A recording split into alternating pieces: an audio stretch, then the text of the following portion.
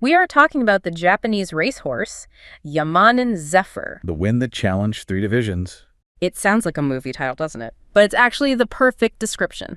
Our mission today is to figure out how a horse born from pure sprinting bloodlines, Genetically designed for speed. somehow conquered the middle distance and came closer than anyone in history to this elusive triple division G1 crown. Which, just to be clear for everyone, is physiologically kind of absurd. It means winning a top-tier race in the sprint, the mile, and the middle distance category. It's a versatility that most thoroughbreds just don't have. They don't. So we've got the race records, pedigree charts, some really fascinating commentary. But before we get into the heavy genetics, I have to share this fun fact about his name. Ah, yes. The name. It has a bit of a dual identity. It does. So officially, it comes from Zephyrus, the Greek god of the west wind. Very grand, right? Very fitting for a fast horse. Zephyr is the English version, combined with the Yamanin stable name. It paints a picture. It does, but Yeah. unofficially, the inspiration came from somewhere a little more commercial. A little bit. Apparently, the name was actually inspired by a popular men's cosmetics line from Shiseido called Zephyr. That was trendy at the time, yeah. So while history says Greek god, the reality might be more eau de cologne. You know, given how stylish his career ended up being, maybe the cosmetics link isn't so far off. But let's look at what made him the wind on paper, because his pedigree is fascinating. Let's unpack that family tree. Because you'd think you'd breed speed to speed or stamina to stamina. This looks like a collision. It really is. Let's start with his sire, his father, Nihon Pillow Winner. If you follow Japanese racing history, that name it's legendary. He was called the Emperor of the Mile. The Emperor. Wow, that's a heavy title. And he earned it. Nihon Pillow Winner was a pioneer. Before him, Japanese racing was all about the long distances. Sprints and miles were seen as, lesser races. The sideshow. Exactly, he changed that. So Zephyr gets this intense, explosive speed from his dad. Okay, so he's got the go-fast gene. What about the mother's side? His dam was Yamanin policy. She was modest, only won once. But the damsire, her father, was Blushing Groom. Blushing Groom sounds like a character in a romance novel. A massive deal, actually. A French-born super stallion. He brought international class, stamina, and a bit of a fiery temperament. So you've got this mix, the raw Japanese speed from the Emperor with this European stamina and class. Theoretically, yeah. But in reality, genetics can be a mess. You might get the stamina of a sprinter and the speed of a stare. Which is just a slow horse. Exactly. It's a gamble. And we should also note Zephyr was born in 1991. That's the same generation as the famous Tokai Teo. Oh, Tokai Teo, the golden boy. Even casual fans know that name. Right. But while Teo was destined for the classics, Zephyr was this delayed wind. They never actually raced each other, which is fascinating. Well, you say delayed, and that brings us to his early career. Because looking at this, he did not exactly hit the ground running. Not at all. It was rocky. Right after he got to the training center, he developed periosteitis. That's bone inflammation, right? Like shin splints for horses. Essentially, yeah. And it's incredibly painful. It forces them to stop training completely. I can't imagine trying to gallop at 40 miles per hour with that. So because of this, he missed the whole early part of his season. His debut wasn't until March of his 3-year-old year. That is so late for a racehorse. You're already playing catch-up. A massive experience disadvantage. But the talent was there. He won his debut. Then he won a conditions race. And then, boom, he enters the Crystal Cup, a grade 3, and finishes a strong 3rd.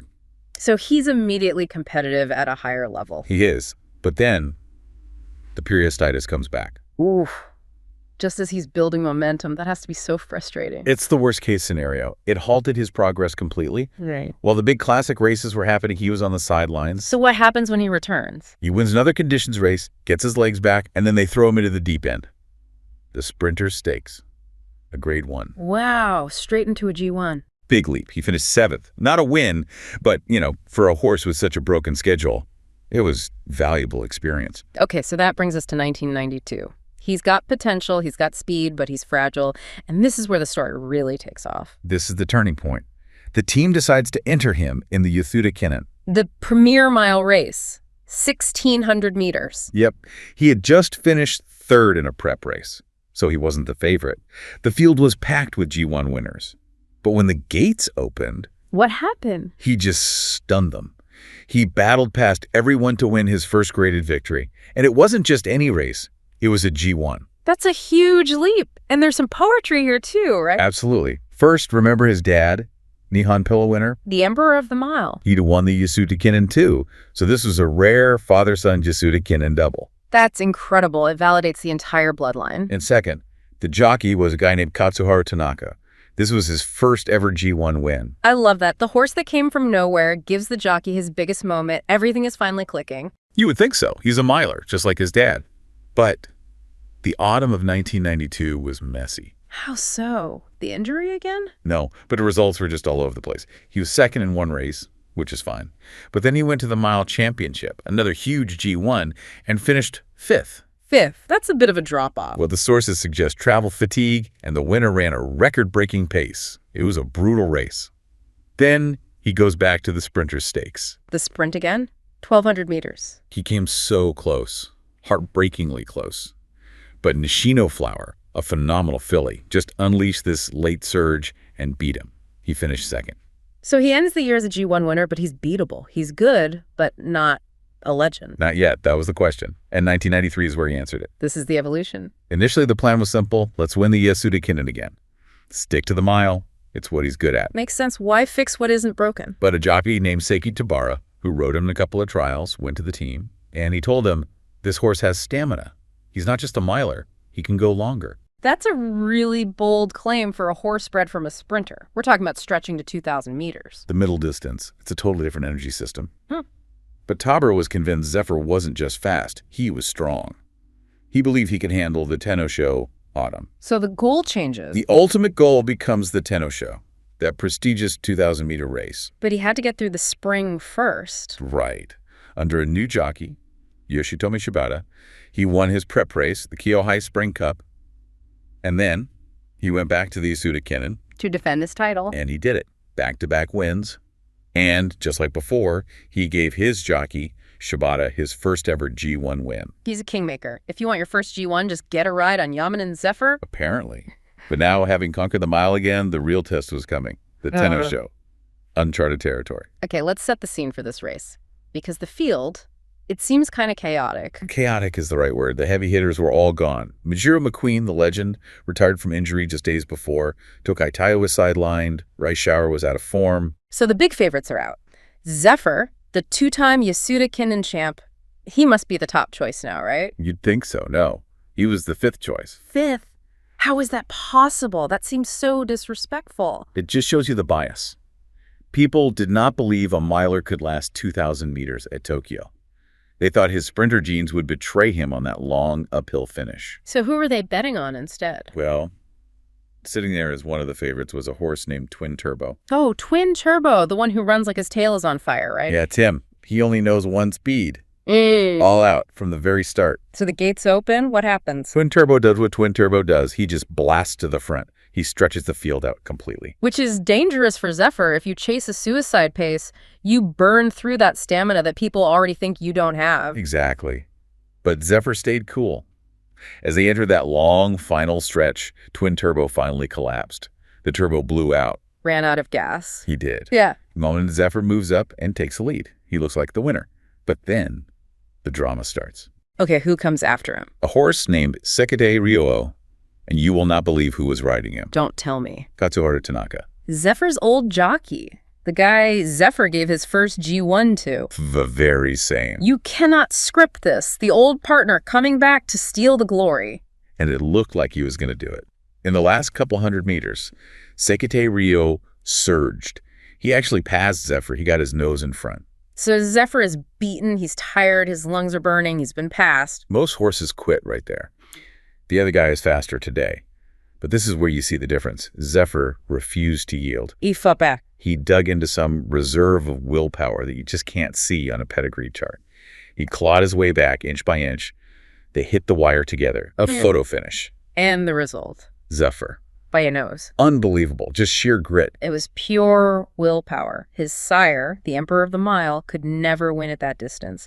Zephyr did it because he just would not let himself be beaten. So he's now won the mile in the middle distance. He's defied his own genetics. And this brings us to the almost history.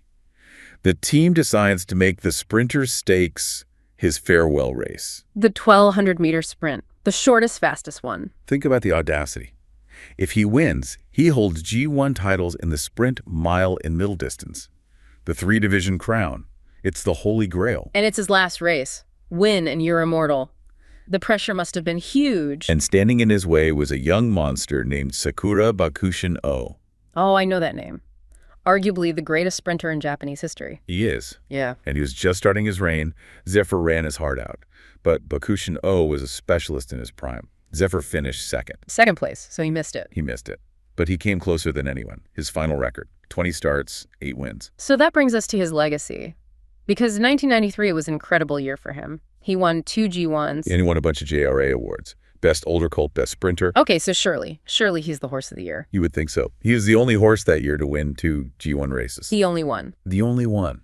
But he lost the title. To who? To a horse named Biwahayahide. And what did Biwahayahide win? He won 1 G1, the St. Leger, a classic long-distance race. Wait. Zephyr wins 2 G1s across different distances, which is incredibly hard, and he loses to a horse with 1 win. Make that make sense. It comes back to the bias of the era. The long, classic distances were seen as the true test of a champion. Sprints and miles were sort of lesser events in the voters' eyes. That feels so unfair. It's like they were using an outdated rubric to judge him. It was controversial. But here's the silver lining. Yeah. That controversy sparked a conversation. People looked at Zephyr and said, wait a minute, what he did is actually harder. So he changed the game. He did. Yeah. His performance paved the way for future legends. A few years later, a miler sprinter named Taiki Shuttle did win Horse of the Year. That probably doesn't happen without Zephyr proving it was possible first. I like that. He didn't get the trophy, but he changed the rules. Exactly. He forced the system to update its software. And what happened after he retired? He went to stud until 2009. His offspring, to be honest, didn't have huge success. He didn't create a dynasty or anything. But the fans remembered him. They did.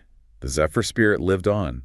Years later, whenever one of his kids ran, you'd see banners at the track that said Zephyr Spirit. That's beautiful. People connected with his character, not just the stats. Yeah, his jockey Shibata said it best. He said Zephyr was honest, but in a battle, he would never, ever back down. It really is a story of a horse living between worlds. Too fast for a stayer, too strong for a sprinter. He defied categorization. He proved that heart is a variable that genetics can't always predict. That's all for this deep dive. Thanks for listening. Thank you so much for watching.